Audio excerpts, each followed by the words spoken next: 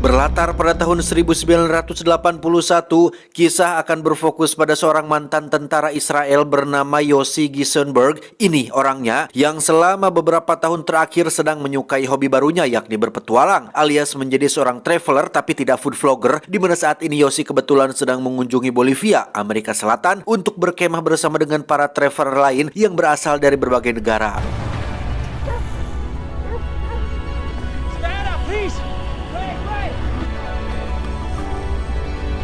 Disitulah Yossi bertemu dengan seseorang yang akan menjadi teman barunya. Dia bernama Markus, seorang guru sekolah asal Swiss yang ramah dan suka berbagi celana dalam, di mana Markus mengenalkan Yossi dengan teman lamanya bernama Kevin, seorang fotografer yang kebetulan sedang mencari objek foto yang bagus di Bolivia ini.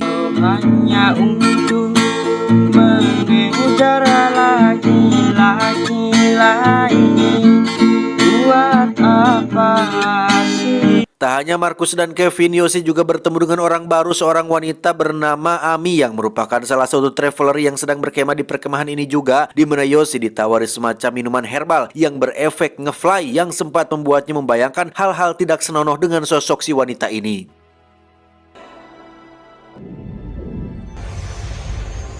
Keesokan harinya saat mereka bertiga pergi ke kota untuk melihat perayaan, Yossi terlihat diikuti oleh seorang pria asing yang mengajaknya untuk berbincang. Dia bernama Carl, petualang asal Austria yang ingin mengajak Yossi untuk melakukan perjalanan hutan Amazon dengan tujuan untuk menemukan suku pedalaman bernama suku Toromonas yang diyakininya memiliki banyak harta karun bongkah emas, di mana Carl juga menunjukkan foto-foto dirinya saat melakukan petualangan serupa sehingga membuat Yossi tertarik untuk merasakan sensasi, wawasan, vibes, atmosfer, dan adrenalin dengan membujuk Markus dan Kevin untuk ikut bersamanya juga. But the jungle to see wild Indians that nobody has ever seen. Awalnya mereka berdua menolak karena takut ditipu oleh orang asing yang tidak dikenal. Bisa saja Carl adalah anggota sekte yang sedang mencari tumbal, atau bisa juga sindikat jual beli organ manusia, tapi sepertinya terlalu kejauhan. Markus dan Kevin akhirnya bertemu langsung dengan Carl yang menjelaskan secara detail siapa dia dan apa saja pengalaman yang pernah dialaminya, sehingga Markus yang ingin wawasan baru sebagai guru sekolah dan Kevin yang tertarik dengan objek foto yang ditawarkan pun akhirnya setuju untuk ikut dalam penjelajahan mencari suku Toromonas di hutan Amazon. Dan inilah ekspedisi merah loh, dan inilah jungle. Menggunakan pesawat, mereka berempat akhirnya tiba di hutan rimba Madidi alias wisata Amazon di Bolivia. Yossi, Markus, Kevin, dan Carl mulai berjalan memasuki hutan belantara dan akan menempuh perjalanan panjang tanpa memiliki basic survival atau pelatihan bertahan hidup, dan hanya mengandalkan si Carl yang memang satu-satunya orang yang punya pengalaman dalam hal seperti ini.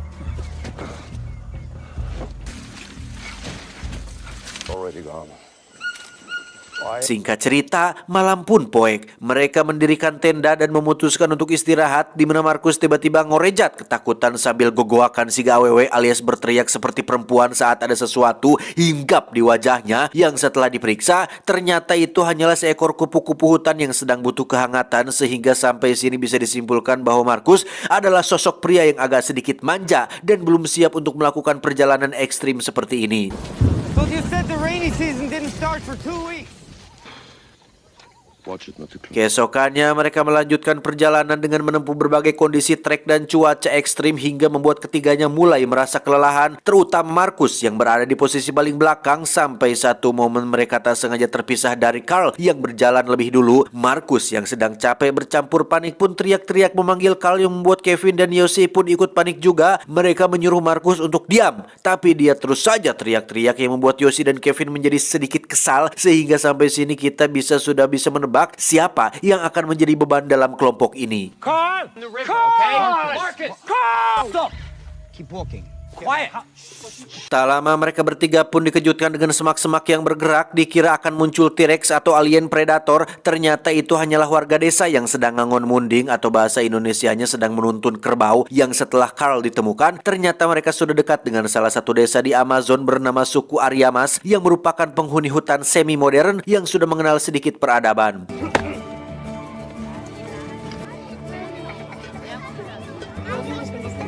Setelah disambut baik di desa ini, Yosi dan kawan-kawan pun mandi di sungai dengan kondisi bubulucun alias tanpa pakaian. Yang di sini Markus meminta maaf atas sikap manja dan menyebalkannya selama dalam perjalanan. Yang betapa terkejutnya mereka bertiga saat semua wanita desa sedang asyik menonton di pinggir sungai. Saking terkesimanya mereka melihat manuk barat yang ageng gayotnya.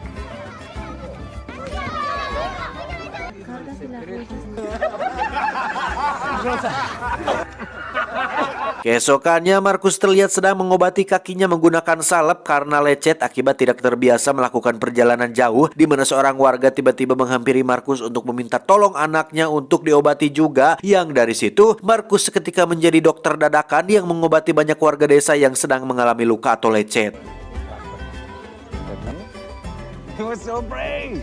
Mereka berempat pun pamitan untuk kembali melanjutkan perjalanan, di mana saat sudah sampai di sebuah sungai, Yosi dan Carl pun mencoba menyaring pasir sungai dan menemukan satu butir emas. Bukti bahwa mitos tentang suku Tromonas yang punya banyak harta bongkahan emas bisa jadi adalah nyata.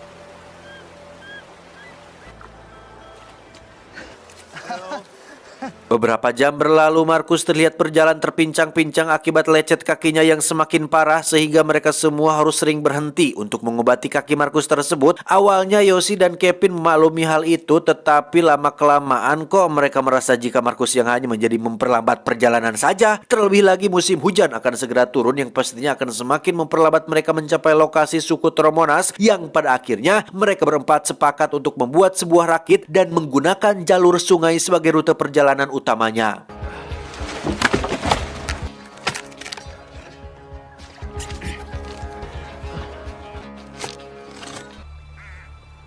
Setelah rakit selesai dibuat, mereka langsung meluncur mengikuti arus walungan yang ketika aliran air menjadi semakin deras dan ekstrim, terjadi sedikit perdebatan ketika Carl ingin menepi saja, sedangkan Kevin ingin terus lanjut, yang pada akhirnya mereka pun menepi sesuai dengan perintah dari si Carl.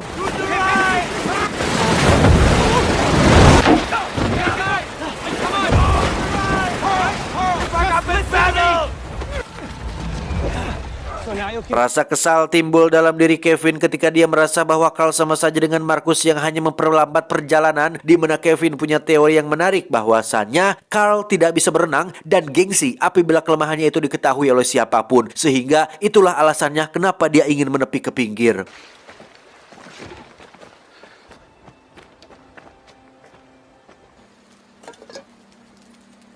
Keesokannya, Carl dengan tegas mengatakan bahwa dirinya akan mengambil jalur darat meskipun memakan waktu yang agak lama. Setidaknya risiko yang dihadapi tidak sebesar mengambil jalur sungai. Yosi meminta Markus untuk ikut bersama Carl di jalur darat untuk supaya kakinya tidak terkena air cukup lama yang ditakutkan akan semakin memperparah kondisinya. Sementara Yosi dan Kevin akan tetap mengambil jalur sungai berharap bisa lebih cepat sampai dan bisa minta bantuan.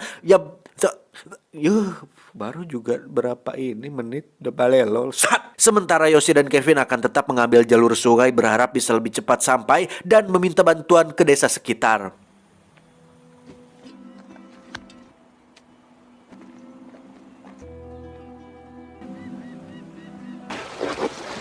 Beberapa jam berlalu, Yosi dan Kevin nampak senang sekali melakukan perjalanan dengan rakit ini, namun semuanya seketika berubah saat mereka mulai memasuki titik jeram dan tiba-tiba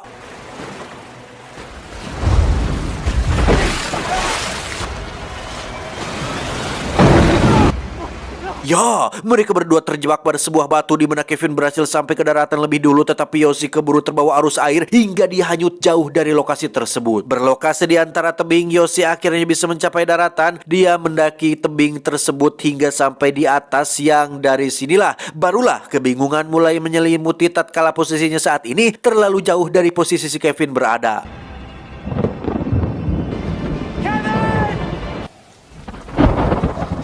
Setelah semalaman turun hujan dan hanya berteduh di bawah bebatuan, Yosi yang masih kedinginan pun menemukan secercah harapan saat tas ranselnya hanyut tepat di dekat Yosi berada, yang meskipun ranselnya berhasil didapatkan, itu tidak bisa jadi jaminan untuk Yosi bisa keluar cepat dari hutan belantara ini.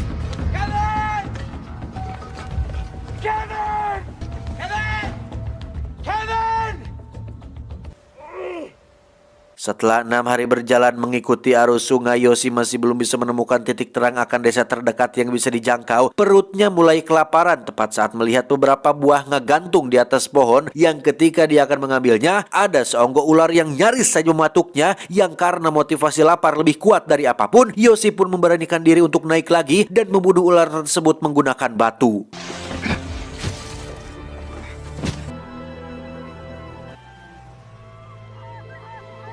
Singkat cerita, malam pun tiba. Sendirian di dalam hutan belantara selama 6 hari, mental Yosi akhirnya terkikis juga. Memang pada awalnya dia tidak berpikir aneh-aneh tentang kegelapan dan kesendirian, tetapi pada hari ke-6 ini, Yosi mulai mengalami halusinasi tatkala dia makan di sebuah restoran yang di situ ada sosok pelayan cantik nan seksi. Tapi yang aneh adalah ada seonggok munding alias kerbau. Ini teh kerbau atau banting ya? Nggak tahu lah, coba di komen aja. Yang muncul begitu saja sampai-sampai membuatnya lilir alias bangun secara tiba-tiba.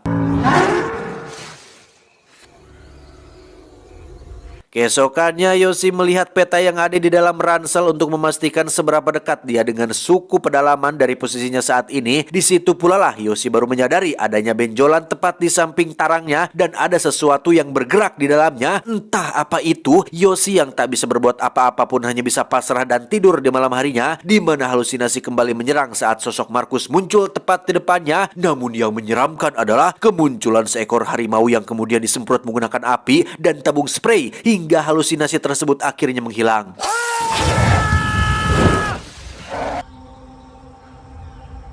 Keesokan paginya, Yosi yang mulai terganggu dengan benjolan di dahinya pun nekat mengeluarkan isi di dalamnya menggunakan pinset, di mana Yosi akan sangat dibuat terkejut saat mengetahui jika sesuatu itu adalah seekor cacing yang entah dari mana dan kapan cacing tersebut masuk ke dalam sana.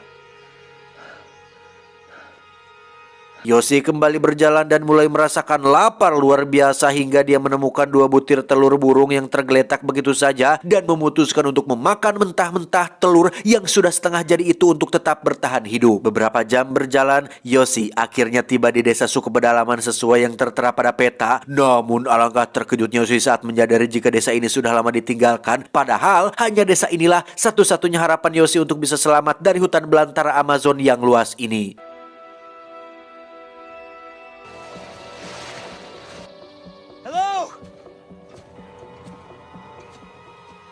Tak ingin menyerah begitu saja karena durasi film masih kurang, Yosi kembali mengecek peta buatan si Carl untuk memeriksa sejauh mana dia dari desa terdekat selanjutnya. Yang di situ Yosi harus menerima sebuah fakta bahwa lokasi desa selanjutnya teramat sangat jauh dan sudah pasti butuh waktu dan tenaga yang banyak untuk bisa sampai di lokasi tersebut. Terlebih lagi, kakinya mengalami lecet-lecet persis seperti yang dialami oleh Markus, sehingga ada sedikit karma yang diterima Yosi karena sempat menganggap Markus sebagai beban yang hanya memperlambat perjalanan. Keesokan paginya, Yosi kembali melanjutkan perjalanan sesuai arah dari peta yang ala kadarnya itu, di mana Yosi akan sangat dibuat depresi, stres, putus asa, dan lelah luar biasa saat baru menyadari jika dirinya hanya berputar-putar mengelilingi tempat yang sama, yaitu lokasi saat dia menemukan telur burung yang sempat disantapnya kemarin. Hari ke-14 musim hujan yang dikhawatirkan akhirnya turun juga, di mana Yosi dengan bolohonya malah memilih lokasi di bawah tebing bebatuan sebagai tempat berteduh, sehingga jangan salahkan Al-Ghazali apabila dia nyaris tewas terbawa banjir yang datang dari atas.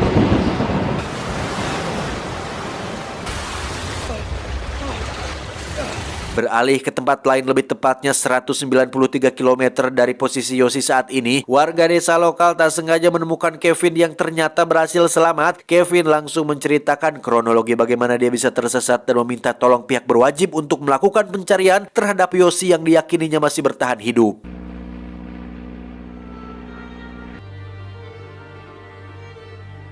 Sayang, usaha pencarian menggunakan kendaraan terbang tak cukup efektif untuk menemukan Yosi yang berada di bawah pohon-pohon besar yang menjulang tinggi, sehingga usaha pertama tak membuahkan hasil sama sekali. Tetapi Kevin yang masih menganggap jika Yosi masih hidup pun berusaha untuk melakukan pencarian kedua dengan menyewa seorang nelayan lokal untuk melakukan pencarian secara mandiri.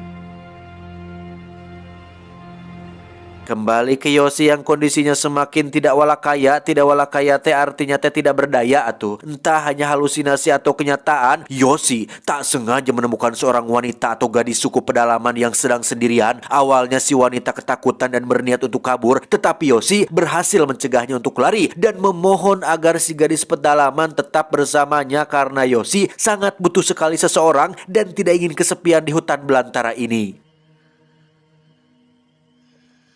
Berhari-hari mereka bersama, si gadis yang habitatnya di hutan belantara justru malah seperti gadis manja yang tidak bisa bertahan hidup. Sebaliknya, malah Yoshi lah yang menyediakan dia tempat tidur, menyelimutinya agar tidak kedinginan, memaksanya untuk makan buah apa saja supaya tidak kelaparan, sehingga pada akhirnya Yoshi pun menyadari bahwa gadis tersebut tidaklah nyata, hanya sekedar fatamorgana, semacam sugesti yang diciptakan oleh pikirannya sendiri agar tidak kesepian dan tidak menyerah untuk tetap bertahan hidup.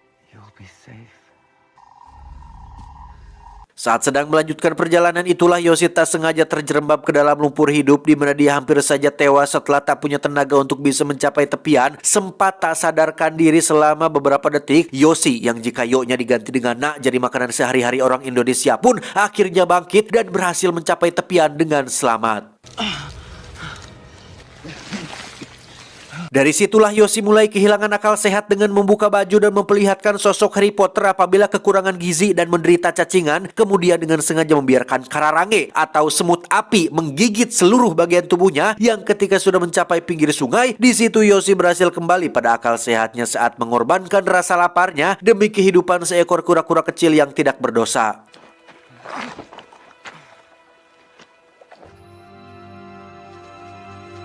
Keesokan paginya, keajaiban pun muncul saat Kevin dan bapak nelayan melakukan pencarian tepat di lokasi Yoshi sedang berbaring di pinggir sungai. Kevin sempat putus asa dan memilih untuk kembali pulang saja. Namun tiba-tiba dia melihat sosok manusia kurus mirip kerongkong yang berdiri di kejauhan hingga akhirnya Yoshi berhasil diselamatkan.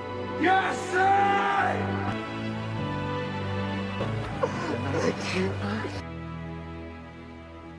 Cerita dalam film ini diangkat dari kisah nyata yang terjadi pada tahun 1981. Yoshi dan Kevin berhasil selamat dan pulang kembali ke tempat asal. Sementara untuk Marcus dan Carl, mereka tidak pernah ditemukan dan suku Tromonas yang diklaim oleh Carl dinyatakan tidak pernah ada. Tamat, ending yang cukup meng-Harry Potterkan. Inilah alasan kenapa kita harus memiliki persiapan yang matang dalam menjalani suatu hal baru yang belum pernah kita lakukan. Niat dan semangat saja tidak cukup, bos. Perlu latihan, perlu perlengkapan, perlu pengetahuan, perlu pengalaman, perlu wawasan, perlu kenal dekat dengan orang-orang seperti Zawin, Persebersari, Dede Inon, Jejak Si Gundul, dan lain-lain yang memang sudah expert di bidangnya. Alih-alih mendapat pengalaman baru, malah masalah barulah yang didapatkan. Jadi pesan yang bisa kita ambil dari film ini adalah beberapa jalan yang indah tidak dapat ditemukan tanpa tersesat lebih dahulu. Ingat, pemenang adalah dia yang mampu berdiri ketika jatuh dan masih tetap bertahan ketika yang lain menyerah. Itu, saya John mewakili direksi yang bertugas mengucapkan terima kasih dan sampai jumpa di video selanjutnya. Adios. Nomor WA Hokage pertama. Loh,